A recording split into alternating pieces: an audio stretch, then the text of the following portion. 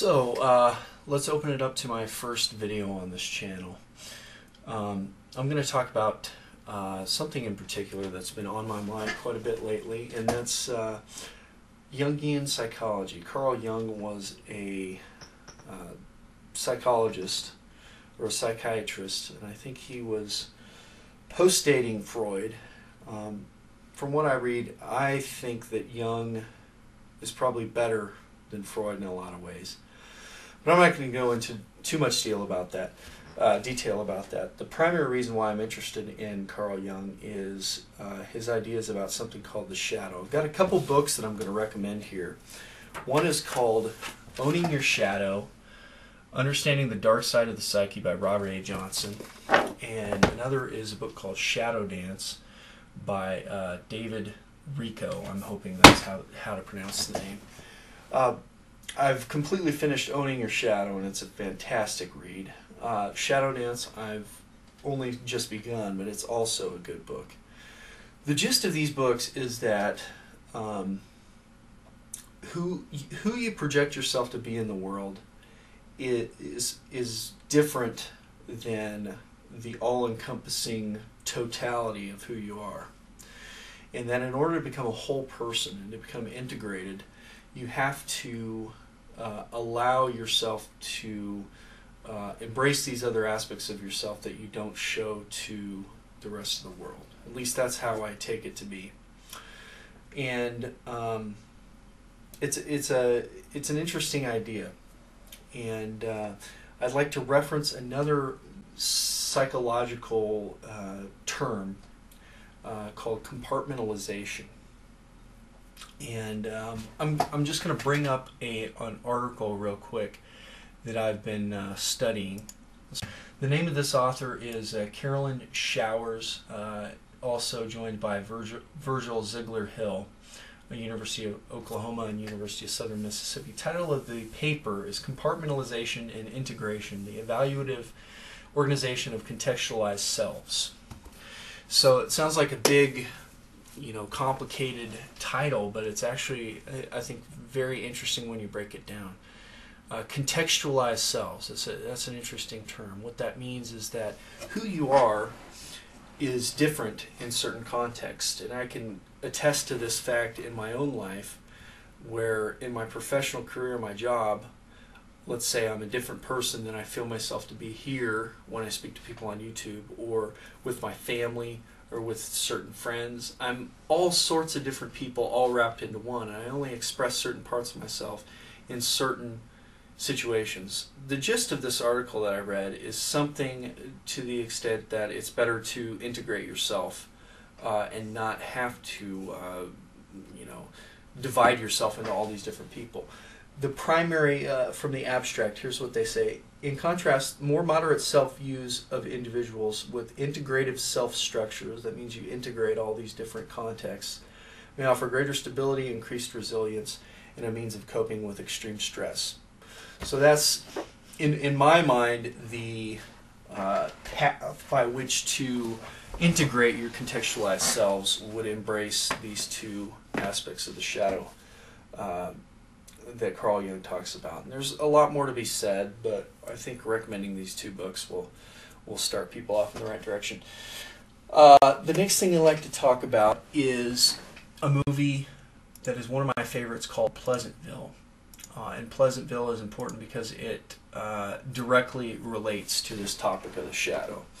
For a long time, it was very difficult for me to kind of understand what the meaning of Pleasantville was. But now that I've studied this concept of the shadow, it makes a lot more sense. Now, if you haven't watched it, you should. It's a fantastic movie.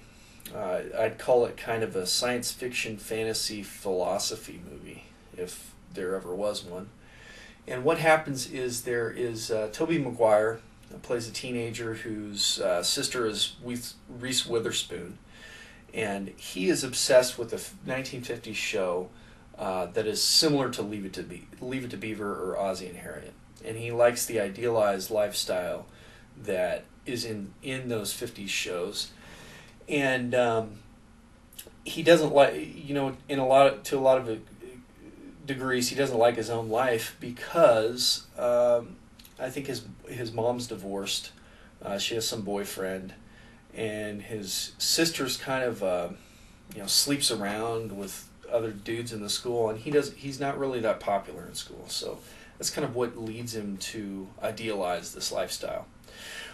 Well, what happens is he goes, this thing happens where suddenly he finds himself and his sister in this 1950s TV show after they fight over the remote about what to watch.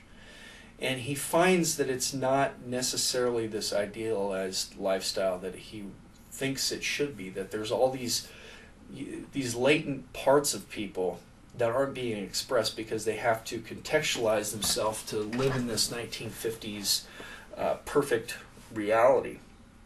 So what happens is, as different people in the movie gain these different latent aspects of themselves, they change to color. So for instance, his sister, who had been sleeping around with all these different guys, she gets into some mayhem and sleeps with one of the guys on the football team or the basketball team. And then later on, she starts reading, and rather than going out, she stays at home and reads some books. Another one of the main characters, he works at a soda fountain, runs a soda fountain, and he likes painting, so he paints in these different colors on the windows and winds up painting a nude of a woman in the movie, which is Tobey Maguire's fake mom. And so that's how he gains color, by acquiring this artistic skill. And then towards the end of the movie, the villain, who's the city mayor or high city councilman, he gains his color by exuding this furious anger. So everybody gains their color, so to speak, by for different reasons. And I never could understand the underlying theme, but I think this concept of the shadow is what the writers of that movie were going for. That an ideal view of who you are is something that encompasses all aspects, whether or not they're completely acceptable in all different contexts.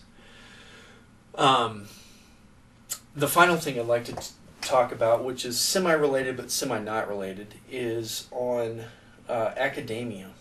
And I was having a talk with one of my friends a while back on how when you're in school, you're forced to study. You're forced to write papers. You're forced to read.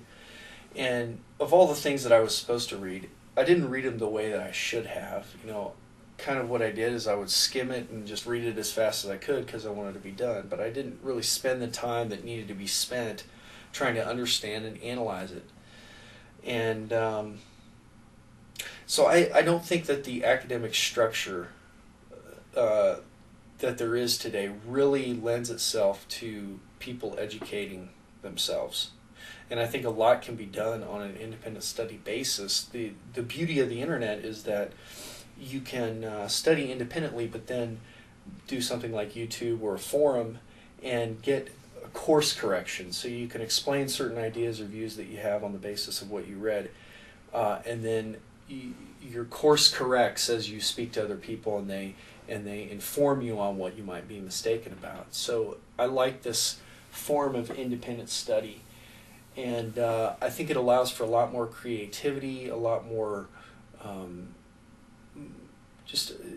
it's a lot better medium. So to tie that back to this concept of the shadow, I think that if you're going to go about some kind of path by which you integrate all these different parts of yourself, what better way to do it than on your own, rather than being constrained into some kind of academic system that forces you to study things, wherein in this type of setting, I could study whatever I want, veer off in any direction, and spend as much or as little as time on any topic I think that will be a benefit to me. Later.